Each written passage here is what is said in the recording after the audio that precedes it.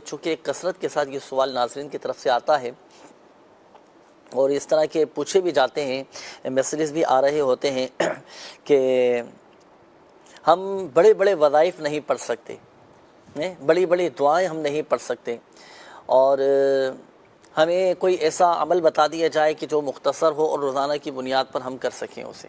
اتنا بعض اوقات ہوتے ہیں نا کہ افراد ایسے ہوتے ہیں، مصروف اتنے ہوتے ہیں کہ وقت نکالنا ان کے لیے مشکل ہو جاتا ہے۔ تو مدنی چینل کے ناظرین یاد رکھیے کہ اگر ہم روزانہ کی بنیاد پر بڑی بڑی دعائیں، بڑے بڑے وظائف نہیں پڑھ سکتے تو آپ پریشان نہ ہوں۔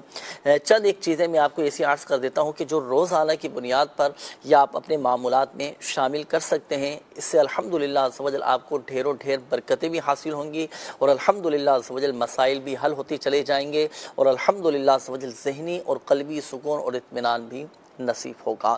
ہمارے ذمہ ناظرین کئی ایسے اعمال ہیں کہ جنہیں اگر ہم روزانہ کی بنیاد پر کریں نا تو الحمدللہ عز و جل اللہ کی رحمت سے دنیا اور آخرت میں ہم کامیاب بھی ہو جائیں۔ اب چند مخصوص اعمال میں آپ کو عرض کر دیتا ہوں، اس میں کچھ وظائف بھی ہیں، کوئی چھوٹے چھوٹے اعمال بھی ہیں، یا آپ نے اپنے روزمرہ کے معمولات میں شامل کرنا ہے۔ سب سے پہلا تو یہ کہ پانچوں نمازیں ہم با جماعت مسجد میں تکبیر اولیٰ کے ساتھ پہلی صف میں ادا کریں، ایک یہ عمل ہوا۔ دوسرا عمل ہوا کہ ہم اپنی صفائی ستھرائی کا اہتمام کریں، اپنی بھی لباس کی بھی، لباس میں ہمارے طہارت پاکیزگی ہونی چاہیے، اسی طرح جہاں تک ممکن ہو ہم باوضو رہیں۔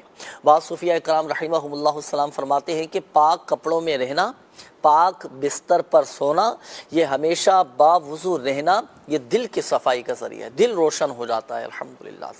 اچھا، اسی طرح نمبر 3 اپنے اعضاء کو ہم گناہوں سے بچائیں۔ نمبر 4 گھر ہوں، دفتر میں ہوں، فیملی کے ساتھ ہوں، دوستوں کے ساتھ ہوں، چاہے خلوت میں ہوں، تنہائی میں ہوں یا سب کے ساتھ ہوں، تو ہر ایک کے ساتھ حسن اخلاق سے ہم پیش آئیں، ہے نا۔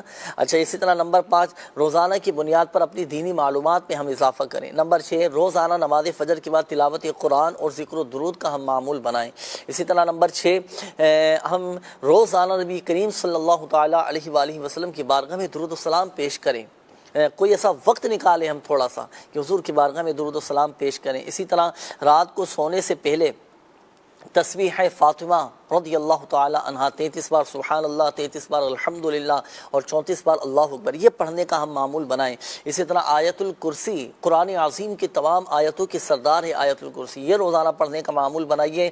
نمازوں کے بعد جو آیت الکرسی پڑھتا ہے اور تو الحمدللہ عز و جل اسے جنت کی، اور رات کو سوتے وقت پڑھنے پر اپنی اور پڑوسیوں کے گھروں کی حفاظت کی اسے بشارت حاصل ہوتی ہے کہ جو ہر نماز کے بعد آیت الکرسی پڑھے وہ پڑھتے ہی سیدھا جنت میں داخل ہوگا۔ اچھا، اسی طرح جو رات کو سونے سے پہلے پڑھے تو اس کی خود کی اپنی اور اس کے اہل و عیال کی بھی اور اس کے پڑوسیوں کی بھی الحمدللہ عز و جل وہ حفاظت رہے گی۔ یہ چند مخصوص اعمال ہیں، یہ ہم روزمرہ کی زندگی میں اپنے معمولات میں ہم شامل کر سکتے ہیں۔